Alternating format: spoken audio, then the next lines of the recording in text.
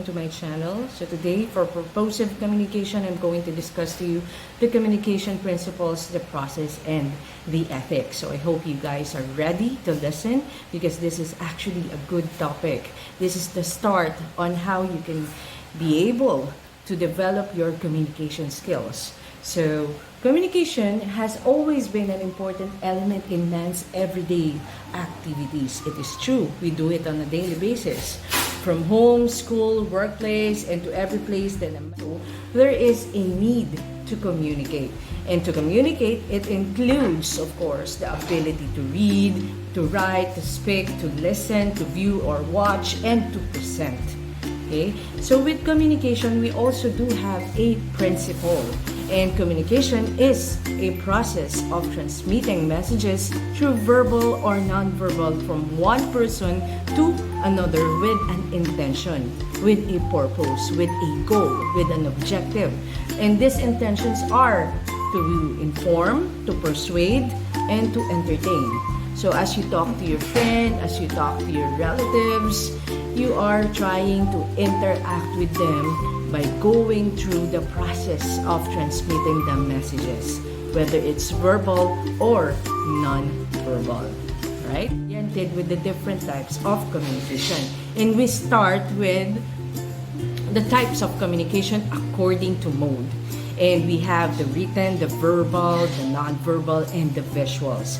So when we say written communication, as the name suggests, it plays a very significant role in the business, in the academic, and even in formal and informal relationship.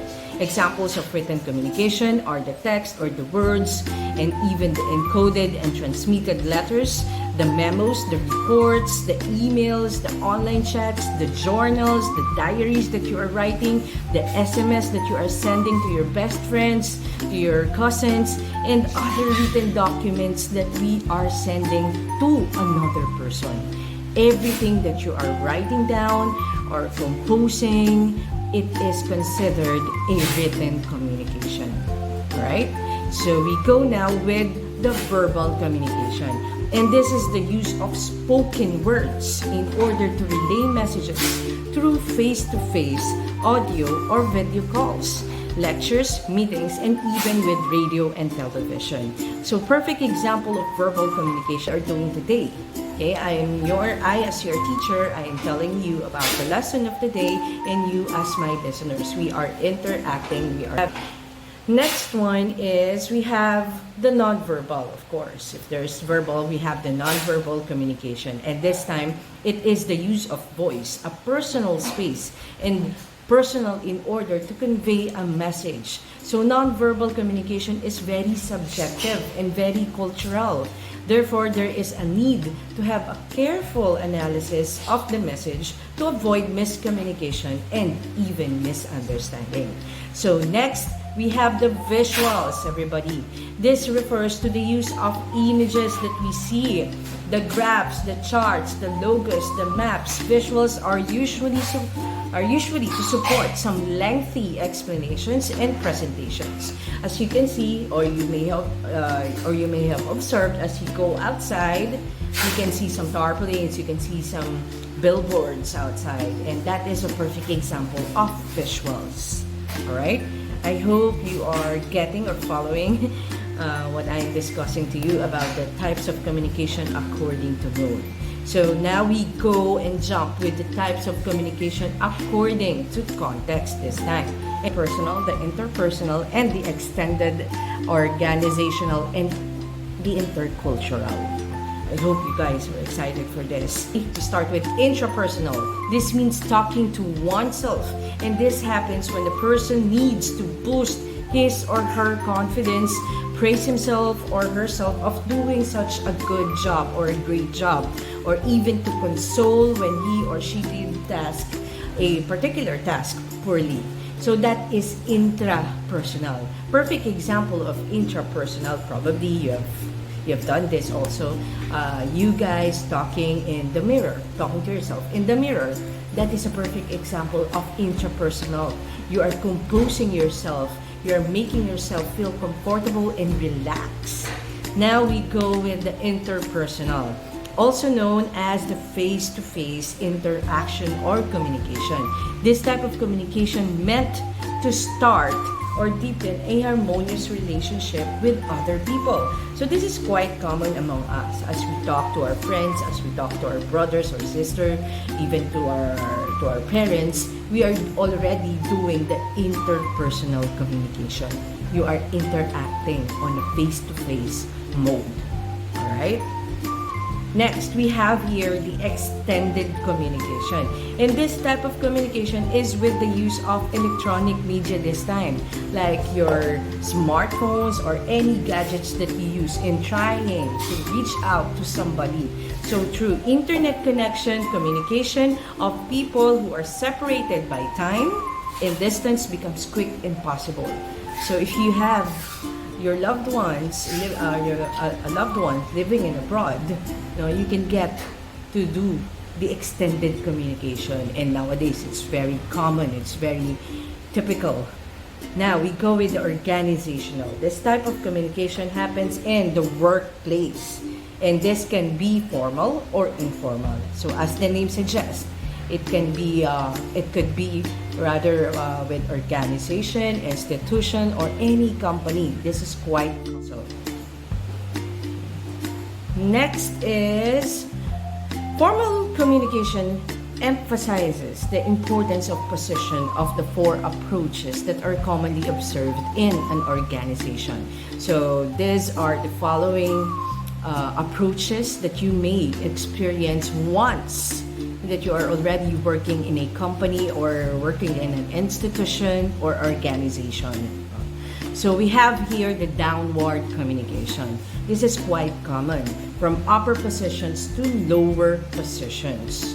Okay, so perfect example of this is the president in the company is giving out an information or spreading an information to his employees, to the people, to his employees who have a lower position.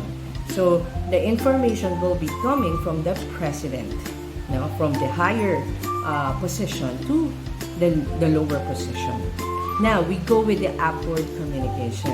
So from lower position to upper positions. So perfect example, if you're an employee and you want to update, to give an update about the status of the department, for example, in your company, and you want to inform your boss, the president, that is a perfect example of an upward communication. Now, we go with the horizontal communication. The communication that takes place among people from different departments but with the same position. It's very self-explanatory actually. This facilitates or accomplishes tasks through coordination. This time, class, this is the kind of communication that is present in an organization.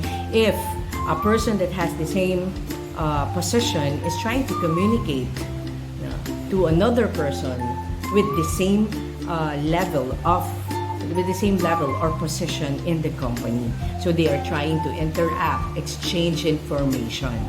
Okay? It is somehow updating with the status. Next one is the crosswise communication. This is a diagonal in nature as employees from different units or departments communicate with each other in order to accomplish a task. Okay? It's again very self-explanatory. I guess I do not need to expound on this anymore. But to further elaborate this crosswise communication, this is the part wherein an employee from this company is trying to communicate to the other department to accomplish a particular task. Okay? Next one. We have the informal communication, and this is known as the grapevine, and this refers to gossips or rumors that are circulating within the organization. In Tagalog, this is the chismis, or let's say a simple memo, a simple update, or a simple reminder to your fellow employees. Next one is the intercultural communication. It is communication between or among people having different linguistic, religious, ethnic and social professional backgrounds. So perfect example of intercultural communication is if you're going to be working in an international company, definitely it is only expected that you will be working to people from different countries. So those people definitely have or has a different religious representation or religion representation or ethnic and even a professional background different from yours. So you have to also learn the process on intercultural communication. Okay, now we go with the types of communication, this time according to purpose and style. So this type of communication focuses on the communication setting and mode of delivery, how you actually execute or deliver the message to another person. So we have here the formal. When we say formal, it employs formal language, the use of formal language delivered whether orally or written form. Usually the setting are in schools, when a professor is giving lectures, a public talks, a research proposal, and even the business letters. Okay, it requires a use of a formal language. Now, of course, if there is formal, definitely there is also informal. So it involves personal and ordinary conversations with friends, with family members, or acquaintances about any topic that we want to simply socialize and enhance our relationship towards other people. And this is very typical, very common among us as we talk to our friends, as we talk to our cousins. So communication, as you all know, has been called the most practical of all the academic disciplines, and even the most theoretical and philosophical communication scholars are still in the process of developing themselves.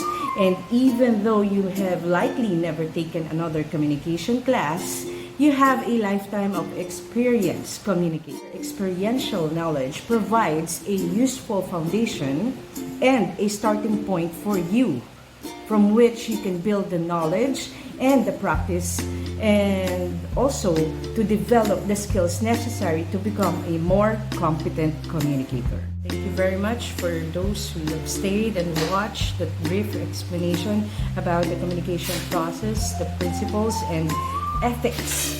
And I hope someday that you can get to watch the other videos that I will be uploading. Thank you very much, everybody.